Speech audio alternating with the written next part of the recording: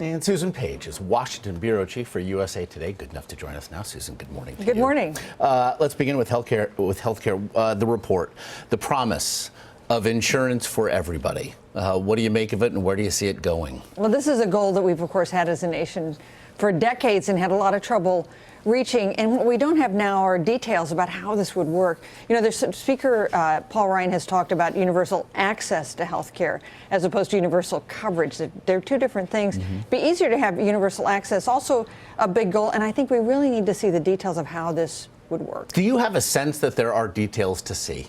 Well, that's what the president said the president-elect said in the interview with the Washington Post on Sunday. So I assume he says they're drawing together a plan that they're about to present. And of course, the president-elect also said he wants the enactment of the replacement for the Affordable Care Act to be almost simultaneous with the repeal. So that means it's got to be coming soon. But was news to many GOP lawmakers, including Speaker Ryan. So again, I guess 4 days out, as Sean Spicer said earlier today. The president-elect also engaged in these feuds, again, just days from his inauguration. So first to the fight he picked with John Lewis, civil rights icon. Here we are on Martin Luther King Day, of all days. What do you make of John Lewis's thrust and the president-elect's parry, I suppose? I think you'd have to say from the Trump point of view that it was John Lewis who picked the fight because he questioned his legitimacy as president. There is nothing that seems to distress Donald Trump more than doing that, whether it's talking about Russian meddling or FBI Director Comey's comments during the campaign or the fact that he lost the popular vote. These are things that definitely get a reaction from Donald Trump. So, and that's why his people, including Sean Spicer, says it's in his nature to fight back.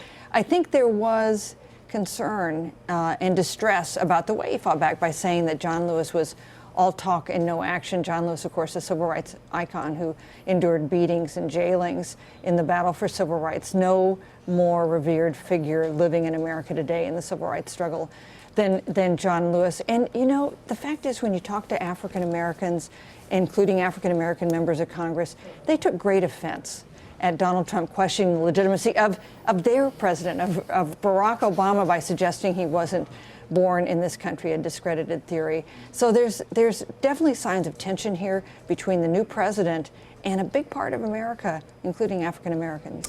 Interestingly, Senator Ben Sasse, a Republican, now speaking out about the feud, and I want to quote a tweet. To John Lewis, one of my heroes, please come to the inauguration. It isn't about a man. It is a celebration of peaceful transfer of power. But he also tweeted at Donald Trump, John Lewis and his talk have changed the world.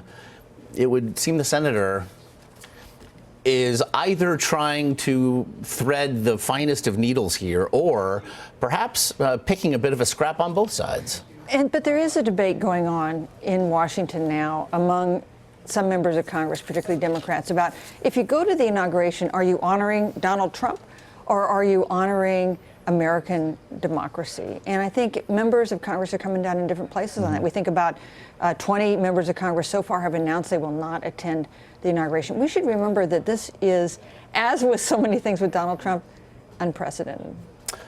Elsewhere in the headlines, a headline near and dear to your heart as a former president of the White House Correspondents Association, talk that had begun months ago about what would come in a Trump White House of the media corps that has heretofore had access there. Talk now that they will be moved out of the White House perhaps altogether. What do you make of it? Well, and of course we should note that the reporters at the White House, there's this briefing room where the briefings are held. There are also very cramped work quarters where reporters work. And the idea is, for a series of administrations, has been, can't we get that prime real estate back and move the press to an executive office building that's next door to the White House? The press has fought that every time because being on the grounds enables you to see who's arriving at the White House, who's leaving. It means you're not shut out. It's not the full coverage you give to the president. It's one of the things you want to do. So the suggestion that the Trump White House may move the press out is something that the White House Correspondents Association takes very seriously and is trying to object to. You know, ironically, the last incoming resident of the White House to make to kind of float this idea, Hillary Clinton, 1993, when she came in as First Lady. And such was the uproar about it. That they backed off. Yeah. But of course, the Trump White House may be less inclined to back off than Hillary Clinton was back then. I want to get you out of here on this one. Barack Obama, as his then second term draws now to a close, there are a lot of thoughts about what he might do. He has done, it would seem, the big interviews. He has set as best he can, perhaps, his legacy. But on January 21st, he won't be waking up to an alarm.